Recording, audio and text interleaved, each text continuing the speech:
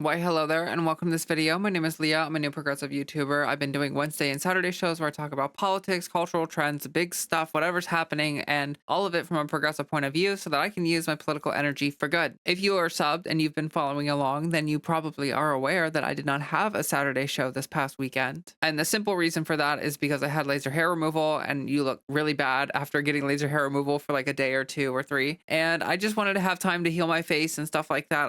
So yeah, I pretty much just decided to take off. That being said, I did kind of miss producing this show and stuff. It started to become like a routine for me. It's something that I enjoy and I look forward to. It's a little bit cathartic, even though I lose sleep over it sometimes and it's stressful sometimes to like try to get it done, like there's a deadline and stuff. That's just like the nature of things. Regardless, I still kind of like missed it, and I looked forward to actually doing this show. Before we jump into the news and stuff, I do want to mention that like when I first originally started doing this show, my idea was to do like 8 to 10 minute videos and do like 4 or 5 of those, to do like a Wednesday and a Saturday show, do that twice a week or whatever. And I feel like that's just completely unrealistic. Like I feel like I put a lot on myself and it's just not realistic. Like I already work a full-time job. I already have enough stress in my life, and this is not something that I want to be super stressful. I want this to be like a cathartic release, something that I'm doing. Like, and of course I want to try to build a following, and I want to try to grow, and I want to try to like do something with this. Like I would love to be a full-time content creator, like have like a daily show, or like not an actual daily show, but like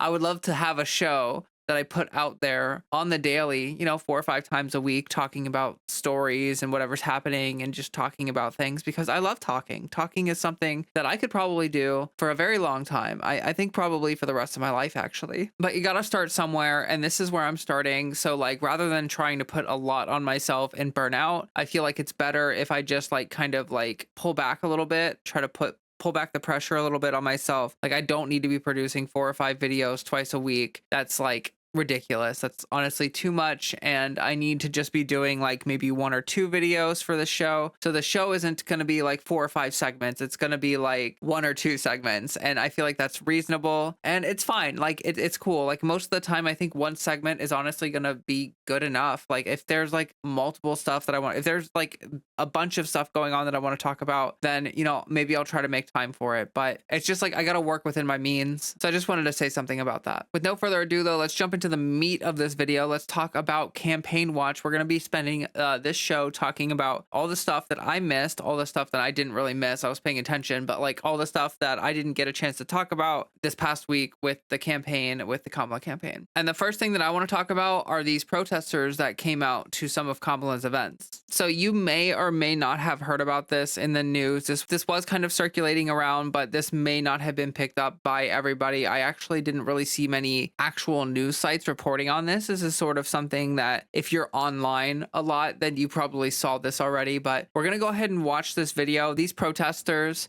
are protesting the Gaza genocide. So that's what they're there to protest. And you're going to see how Kamala responded to them. Now, this was at her Michigan rally. So you may be aware that her Detroit, Michigan rally, huge rally, and Michigan is also home to an uncommitted vote. Essentially, there's a large electorate in Michigan that are deeply affected by the Gaza genocide because, it's like their family members and stuff that are going through this kind of stuff. So it's even more of a horror and a tragedy for these people. And so it makes total sense that, this is going to be one of the places where you're going to see a lot of these protesters come out and speak their minds about what's going on. But we'll talk more after. Let's just go ahead and watch this interaction right here, and then we'll talk more after.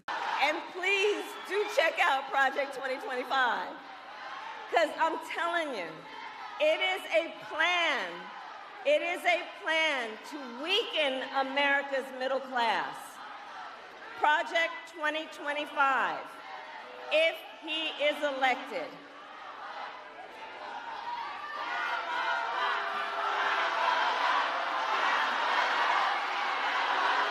all good.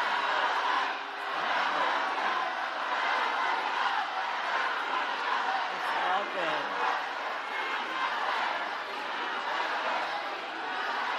I'm here because we believe in democracy. Everyone's voice matters, but I am speaking now. I am speaking now.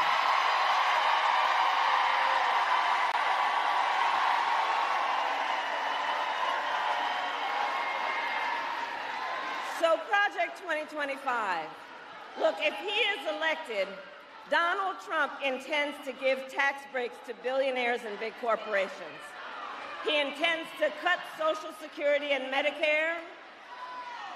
He intends to surrender our fight against the climate crisis, and he intends to end the Affordable Care Act. You know what? If you want Donald Trump to win, then say that, otherwise I'm speaking.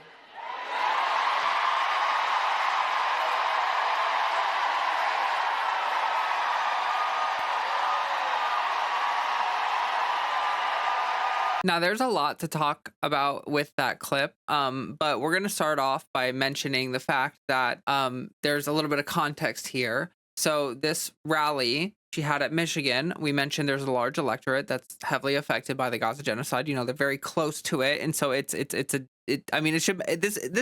issue should matter to everybody. It really should. Like, I can't imagine someone not caring about this. But some important context is that before this rally, Kamala actually did meet with leaders of the uncommitted vote. And not only that, but apparently the meeting did go well in terms of like Harris being receptive, and she, you know, wanted to follow up and stuff like that. And, you know, that could have all just been political, whatever, but that is something. That is definitely something. I think that's more than we would have ever gotten with Biden. But then she went up on stage and this happened. Now, to be very clear, these protesters were not with the uncommitted vote. These are separate protesters. So it's just like a weird swirling of events that happened where she had this meeting with the uncommitted vote. It seemed like they were making progress with her and stuff like that. Then you have these protesters come out and they're not related to the uncommitted vote that Kamala just met with before the rally, but then they start protesting and she gives this really kind of like snippy reaction. And I do want to say that like this reaction was quite disheartening to see. There's more to this story. We're going to keep moving with it. I have to catch up. Like, it's a start all the way back at the beginning, right? So you may already know what happened with this, but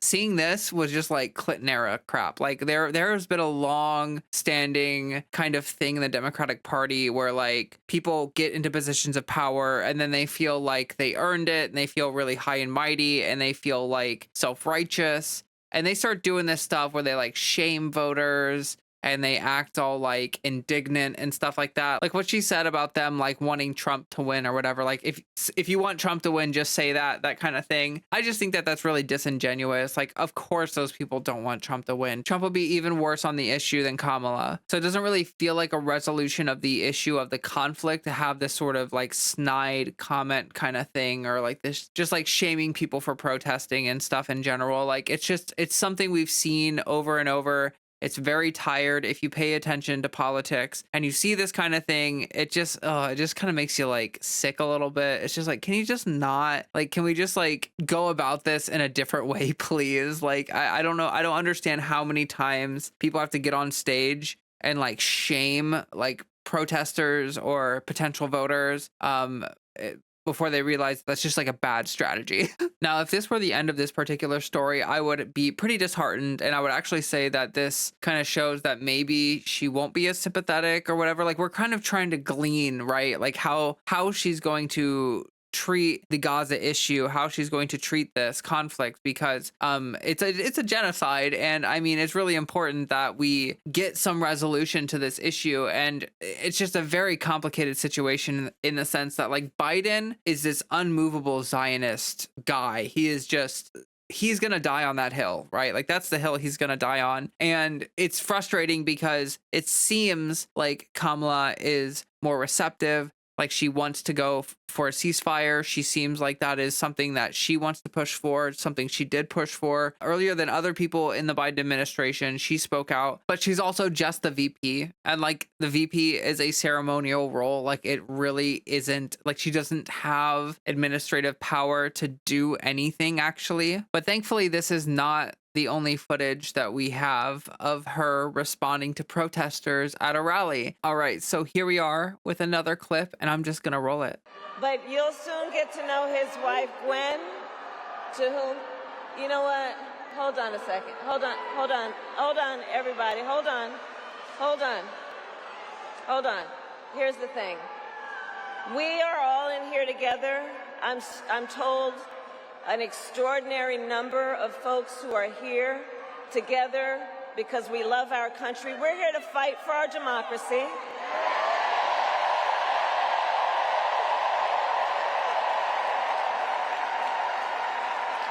Which includes respecting the voices that I think that we are hearing from. And let me just say this on topic of what I think I'm hearing over there. Let me just speak to that for a moment, and then I'm going to get back to the business at hand.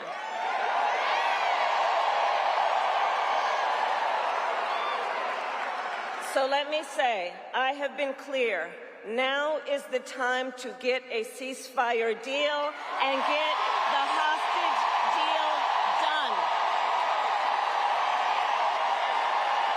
Now is the time. And the president and I are working around the clock every day to get that ceasefire deal done and bring the hostages home.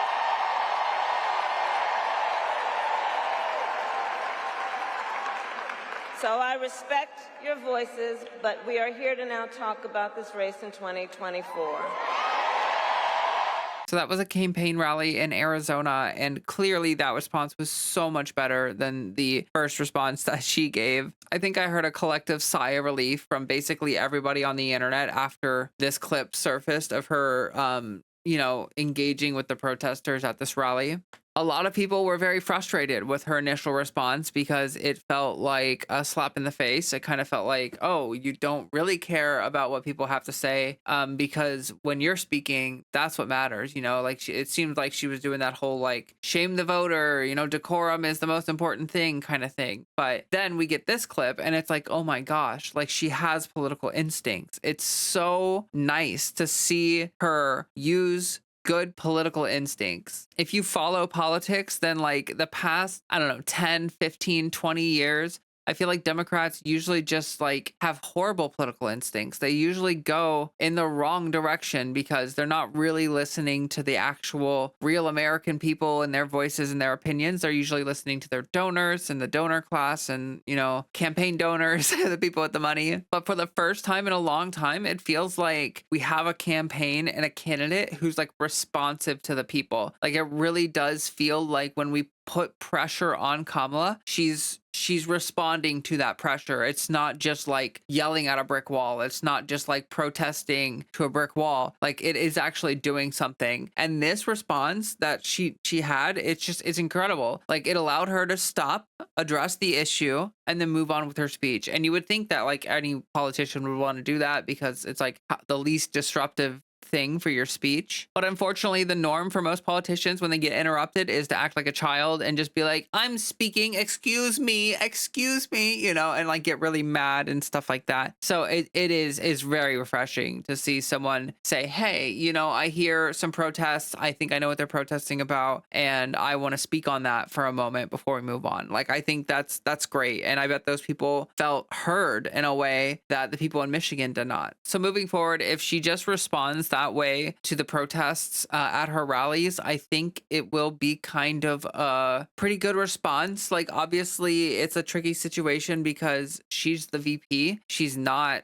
in any position of real power. Like the VP, the vice president, is just like ceremonial, essentially. Like there is power in terms of being like second in line for the presidency, as we see. That is kind of how this ticket came to be. But until she's elected the president of the United States, she doesn't actually have any real power to do anything about the genocide. So it's really tricky. Like she's probably on one hand trying to maintain relations with the current administration and, kind of like stay in line, so to speak. And on the other hand, she probably has her own thoughts and feelings and way that she wants to approach this genocide, this conflict. But really, there's not much she can do other than just like say some stuff at some rallies and like signal at what her position is. So that's what happened with the protesters. But I do want to move on to something else. Harris and Walz were invited to address union members, UAW union members, the United Auto Workers. And I just want to show you a little bit of that.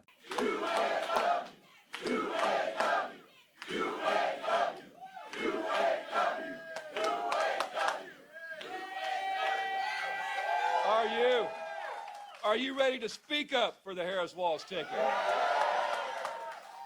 And are you ready to show up for the Harris Walz ticket? I know you are. So UAW family, it's time to go to work. And it is my ultimate honor to introduce Governor Tim Walz. Wow. Wow. Well, thank you, Mr. President. The American worker has no greater friend than you and your members. Thank you for what you do every single day. And to the sisters and brothers here in this spot, as a union member, thank you for the privilege.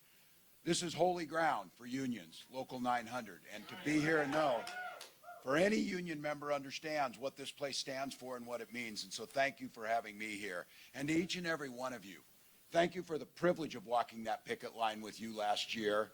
Thank you for allowing us to lift up our voices. And in Minnesota, the work that you did, it didn't just benefit UAW workers, it benefited all workers. So I couldn't be prouder to be on this ticket and couldn't be prouder to stand with UAW.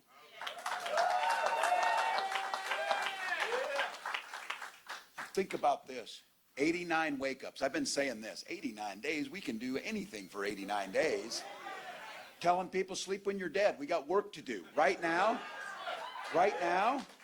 89 days to make Kamala Harris the next president of the United States.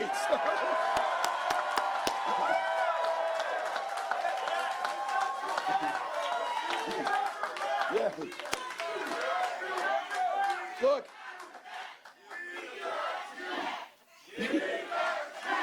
Yeah.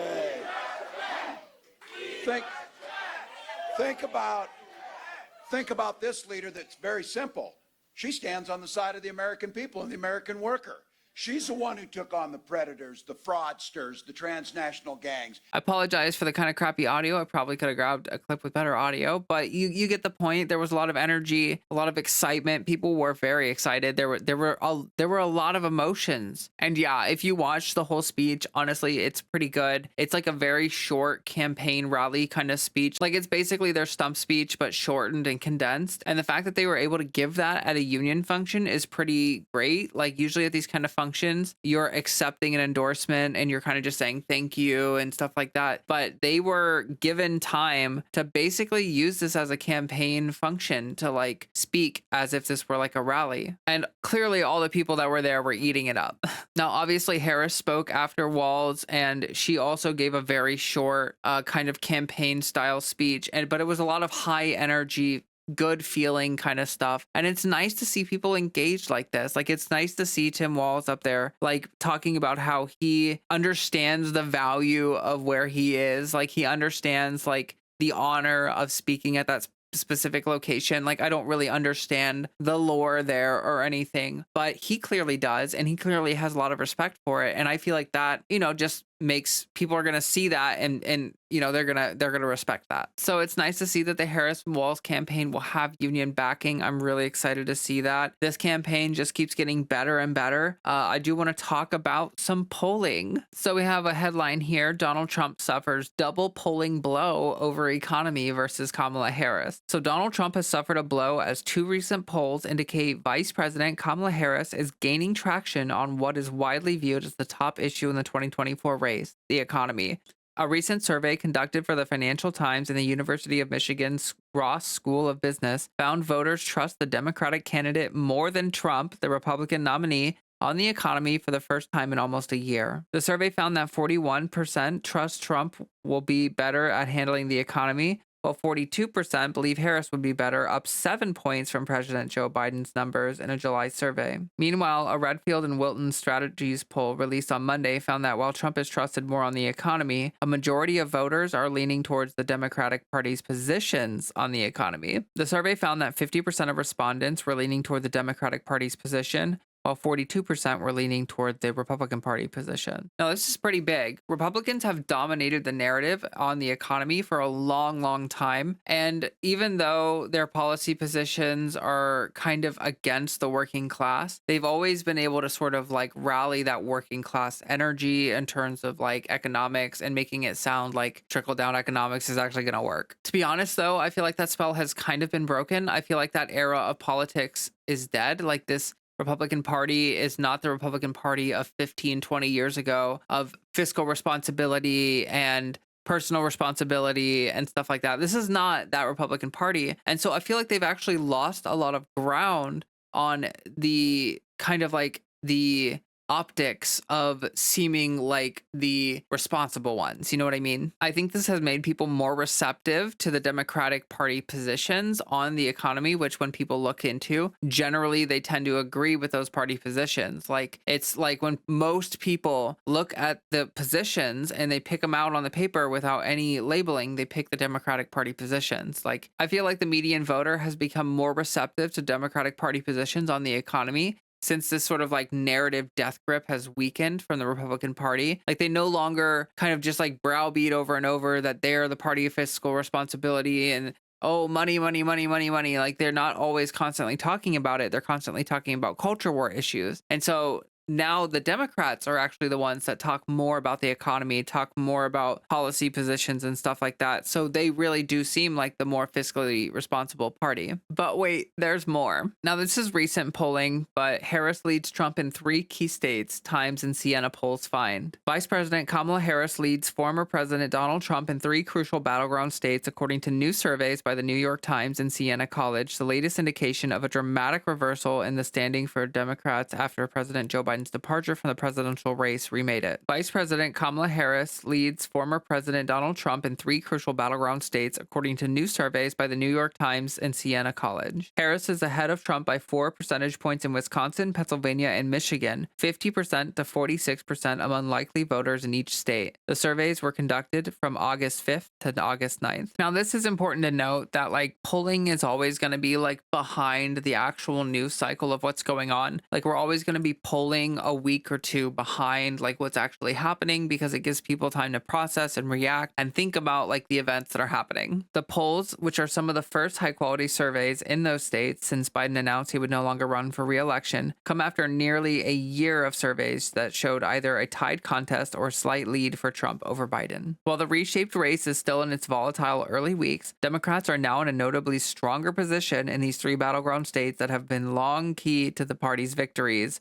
or defeats. Still, the results show vulnerabilities for Harris. Voters prefer Trump when it comes to whom they trust to handle the economy and immigration, which the economy part we actually just saw maybe not so true, and issues that remain central to the presidential race. Harris's numbers are an upswing for Democrats from Biden's performance in those states, even before his much maligned debate showing that destabilized his candidacy. In May, Biden was virtually tied with Trump in Times Siena polling in Wisconsin and Michigan. Polling conducted before and after the debate in July showed Trump with a narrow lead in Pennsylvania. This is all really exciting stuff because, as I mentioned, polling lags behind the news cycle. And we're already seeing from polling that's like 2 weeks after Biden dropped out of the race that Kamala Harris is picking up a lead against Trump in certain battleground states. There were a lot of naysayers when people were talking about Biden dropping out of the race and people were pushing and pushing and pushing and putting pressure for him to drop out of the race. There were a lot of people who were like blue hat MAGA folks who were like, oh, you think Kamala's going to do better?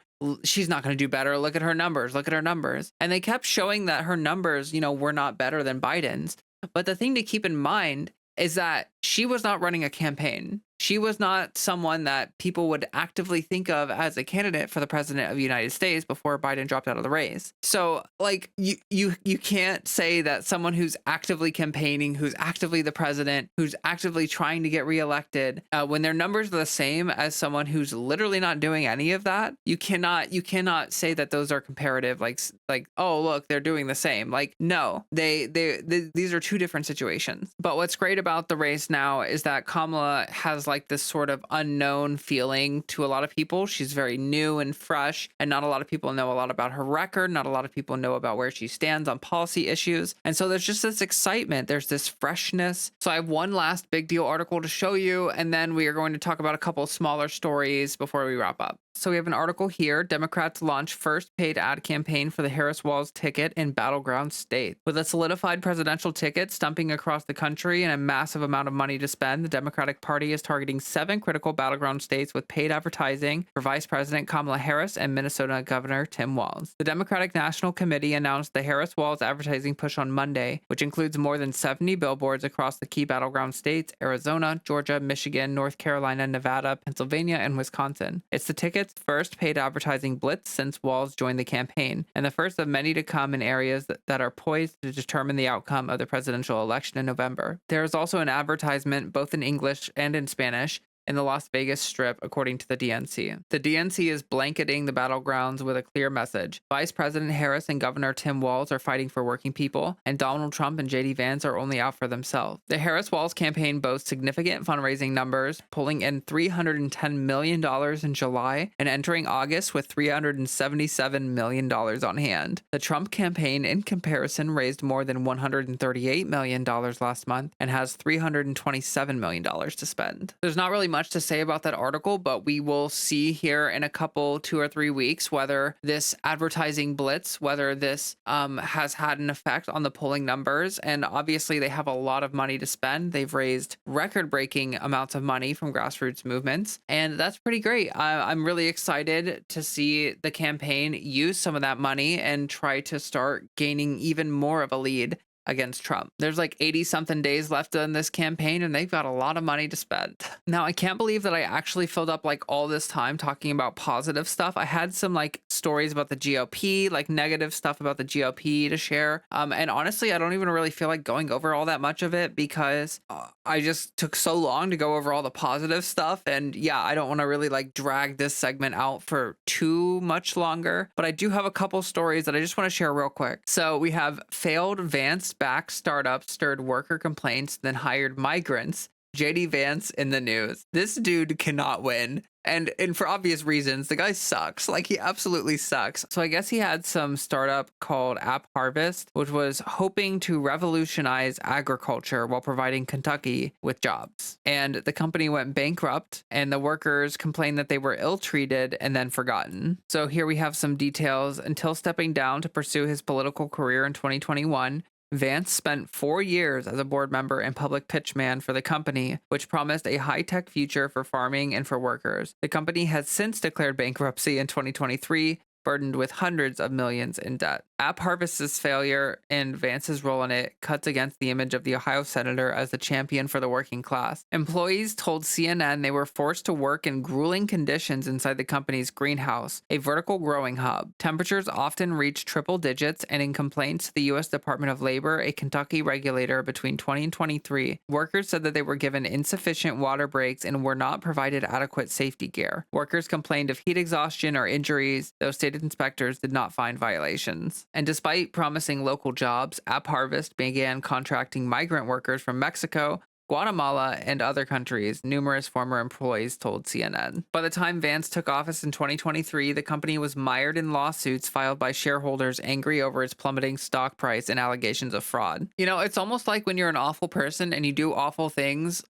happen, and people remember that, and then like it comes back to bite you in the butt. Speaking of that, actually, you may have seen that Trump recently had like a Twitter thing where he was talking with Elon Musk for like 2 hours on a Twitter space and just rambling incoherently. But in the middle of it, he admitted that they did union busting, like Elon Musk did union busting. Like he just straight up, like Donald Trump basically just forced Musk to admit that he did union busting. And because of that, we have this beautiful article right here. Auto Workers Union seeks NLRB investigation of Trump and Musk comments about firing striking workers. The United Auto Workers Union has filed unfair labor practice charges against Republican president nominee Donald Trump and Tesla CEO Elon Musk after the two discussed on social media about Musk supposedly firing striking workers.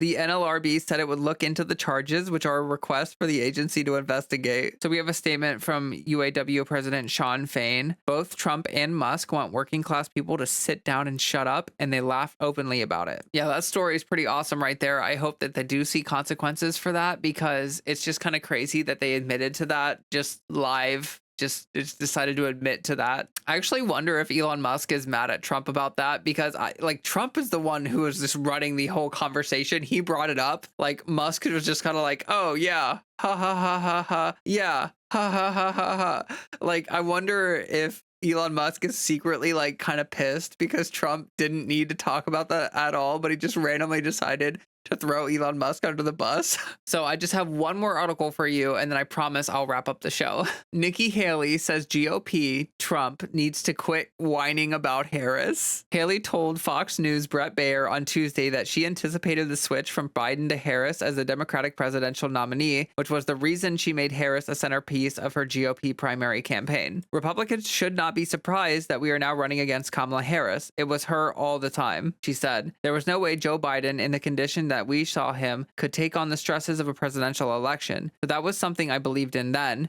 It's why I constantly referred back to her, because I knew that Kamala Harris was the person that we had. And the one thing Republicans have to stop doing, quit whining about her, she continued. We knew it was going to be her. I think the campaign needs to focus. That's the main thing, she said. Look, this is a winnable election, but you need to focus. Who is your target market? Your target market is suburban women, college-educated independents, and conservative Democrats. That's your target market. What's so funny about this article is that she's just like saying this out in public because like the GOP is in such disarray and they have such a lack of organization that they can't even have these kinds of conversations behind the scenes anymore. Like they literally have to go onto Fox News to air out their party grievances and stuff like that. Like Nikki Haley literally has to go on Fox News to beg Donald Trump to stop being sexist and racist about Kamala Harris. I just think that's too funny. I just think that's so funny. That's so funny. And I could have done an entire segment just talking about how hilarious that is. Yeah, that's it though. That's all the stuff. That's all the stuff that I had for the whole show. That's everything. Oh my gosh, I've been recording for over an hour. I'm gonna have to cut this down and edit it and stuff like that. But I appreciate you so much. If you watched through the whole thing, that is wonderful of you. You're very kind. You're amazing. You're a wonderful soul. If you want to leave me a like, that would be super stupendous. If you want to subscribe to my channel, that would also be wonderful. And if you want to leave a comment down below and let me know what you thought of the stories, what was your favorite story? What is the most uplifting thing that you learned? Whatever you feel like sharing. I don't know. Just leave me a little hello. We're currently pushing towards 100 subscribers. So if you subscribe, you are helping me reach that first very pivotal goal of getting 100 subscribers. I'm not really sure exactly in what direction I'm going to take it or what the format's going to be or anything, but I am going to be doing like transgender lifestyle content or like content about transition in general, stuff like that. So if that's something that you're interested, hey, let me know down below what you would like to see and stuff. But yeah, my first video is probably just going to be me talking about like my first year of HRT, my first year of transition, and how that's been going for me. Anyway, thank you so much. If you watched through this whole video, you're a real one. I honestly, I really does mean a lot to me that literally anyone spends some of their time watching my content. That really means a lot to me. Let's grow this community. Let's get it going. And oh, I do have a Discord actually. It's in my link tree, which is in my description of my videos. You can find my link tree there with all my socials. I will be back on Wednesday with another show. And until then, I just have one other little favor task of you, and that is for you to drink some water.